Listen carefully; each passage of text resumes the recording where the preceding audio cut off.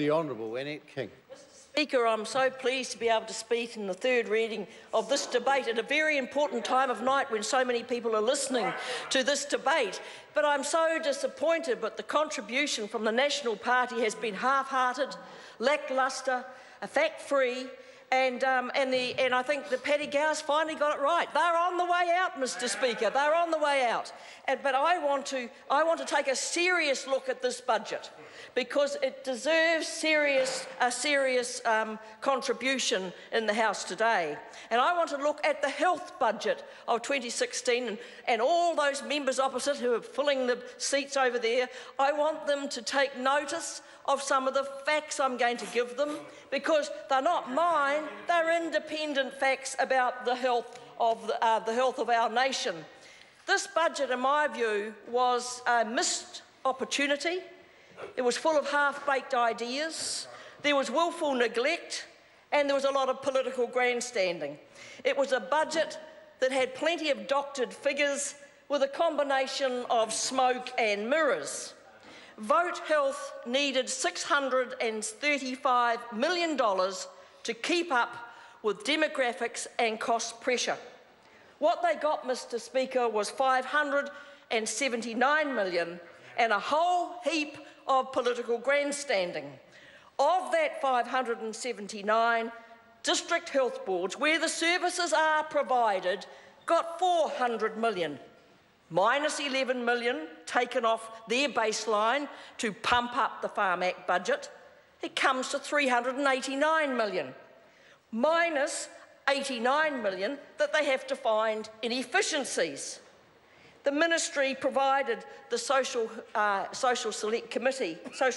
Select Committee with an answer to the actual cost pressures just a few weeks ago. They started at $489 million just in the DHBs. And so what we have got from this government is a lot of hype about how much money they've put into health, but they haven't met the cost pressures and demographic growth of this country. And in a desperate attempt to cover up 8 years of failure in the health budget, Jonathan Coleman got his hapless leadership of the Ministry of Health to produce the biggest con I've seen in figures for a long time. Jonathan Coleman claimed that funding for health over the national time in government was ahead of all cost pressures. Well, I have to tell you that the health sector fell about laughing before weeping. Treasury fell about in despair at such incompetence with health figures, and the patients, well, they just fell over, waiting for their hips and their knee and their eye operations.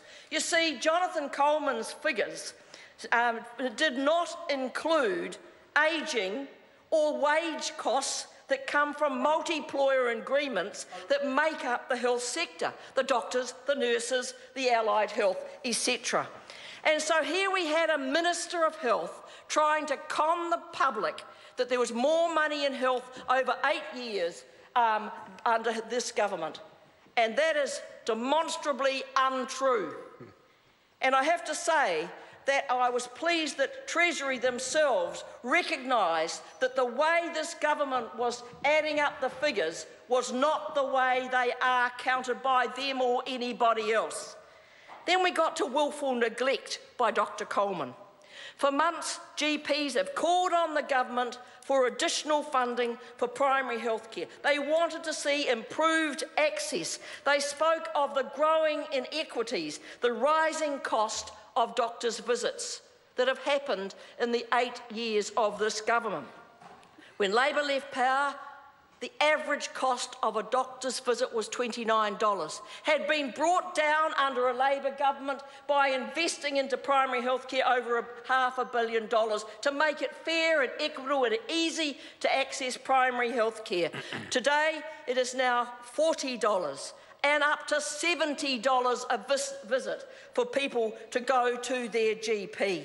They were warned that these increases in costs that they were facing and their lack of additional funding was going to mean that they were going to be putting up their prices. And I found it interesting to watch Dr. Tim Malloy, somebody that the Minister himself respects, and I have great respect for. He is the President of the Royal College of General Practitioners, who said having to decide whether you eat or go to the doctor is actually a reality. It is actually a reality today. And why I am raising this is that the Minister had the ability to seek additional funding for primary health care.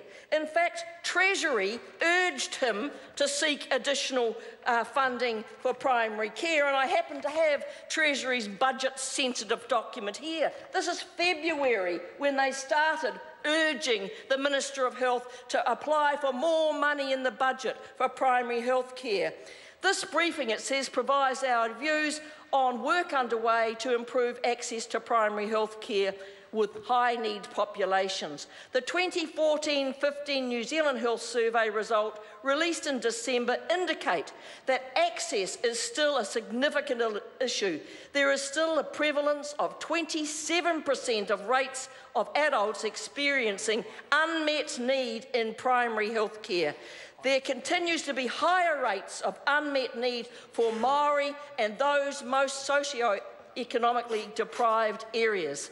It went on to say, we are supportive of changes to improve the outcomes for those in high need.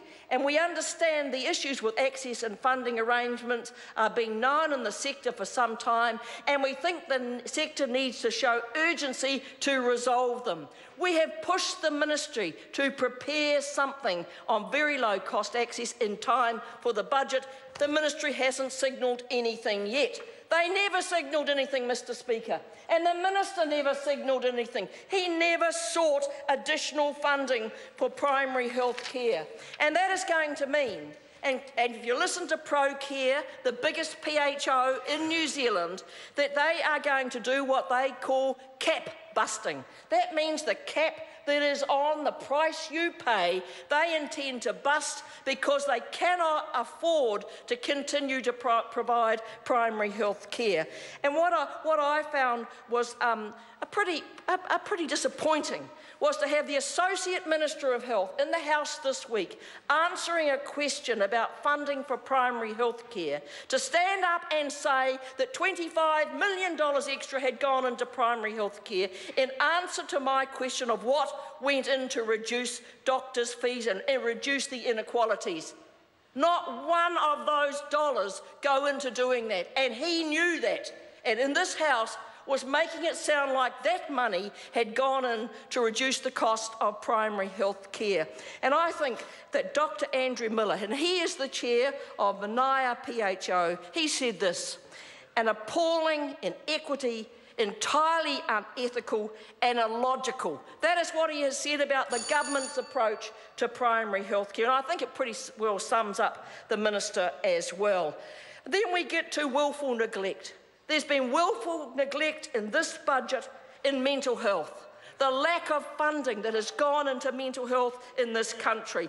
You see the reports of failures. You see the cuts in services. You see the staff layoffs. You see the police frustration at having to pick mental health patients off the street and take them to the emergency departments of hospitals. And emergency departments right around New Zealand saying they're being inundated with acute mental health patients. Willful neglect of a very important part as well. And then finally we come to the half-baked ideas. And we hear that this government is going to continue with their social bond experiment. They have wasted millions of dollars with no results, no providers willing to get into bed with them, and no bank willing to put up $1 to run a crazy scheme where they're going to have the banks fund mental health patients getting a job, and if the providers, who are not the banks, manage to get them into a job, then the bank gives a dividend. And what did the banks want? They wanted to make sure that all risk was taken away from them. It was a social experiment that has wasted millions that could have gone straight into the provision of mental health services, of primary health services, and I haven't even got to those poor people out there who are living with sore knees and hips, one eye needing a cataract because they won't do two of them. The people who want a health system that provides health services when they need it, not in some on the never with the minister saying we're doing more because we have to do more.